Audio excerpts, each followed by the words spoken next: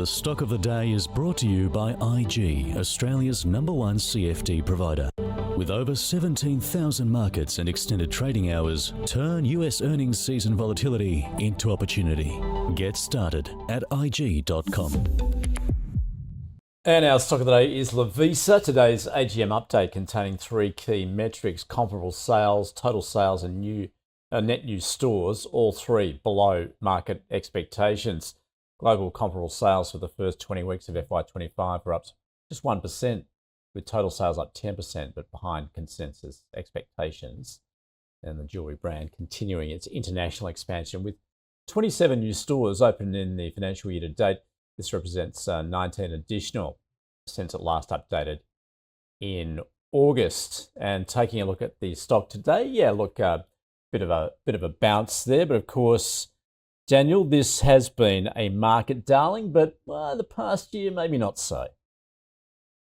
Yeah, look, not that the trading update really surprised anyone. That's why, despite the miss, you've actually seen the stock turn positive. I think since the departure of Victor Herrera, it really has been a story of perhaps moderating growth, going a little bit slower, maintaining margin, and looking more at profitable growth, which I think the incoming CEO, that's what his incentives are more aligned to, like maintaining margin, growing EBIT at a steady rate, rather than this massive store rollout, despite the fact that, they still have growth within them. It just might take longer to come. A few other talking points, I assume at the AGM, and certainly amongst sell-side analysts, has been rising competition, particularly in Australia as well. So there are a few talking points at the moment with Lovisa. That's why you've seen, in particular, the multiple D rate, but it still does trade a significant premium to its peers. We think that has been justified given the growth, given the quality of the business and its management historically. But now, the market's going to have to decide, what is the right price to pay for Lovisa. The growth is slowing, therefore the multiple should be lower.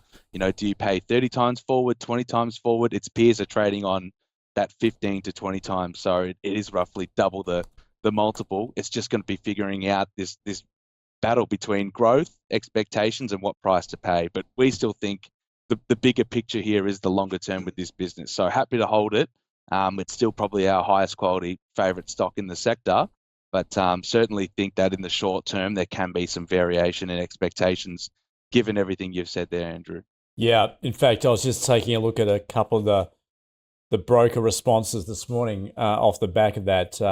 Citi saying trading update weaker than expected, citing that slowdown, particularly new store rollouts and like-for-like sales. Bell Potter adjusting its target price down 6% to $31. We are at around $26.50 at the moment. Henry, what do you think? Well, I guess, Andrew, it's interesting to see how it's rallied off its low. It got down to 25.30, so it's $2 off that low. So that is good. I mean, Brett Blundy's a pretty good operator, let's face it. It was a little bit disappointing, a little bit underwhelming, and maybe it has become a bit of a second half story or a bit of a 2025 story in terms of the growth and rolling out those stores.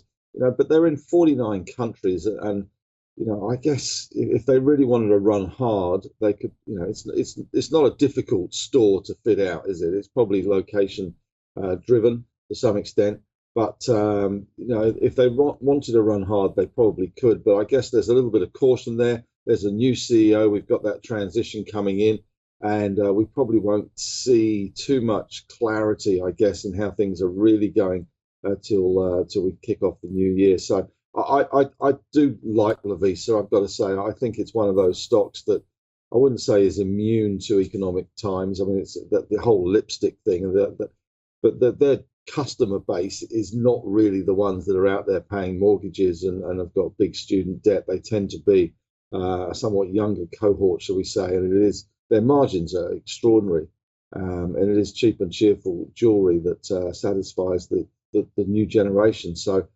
I don't have a problem with it, but obviously the market a little bit underwhelmed.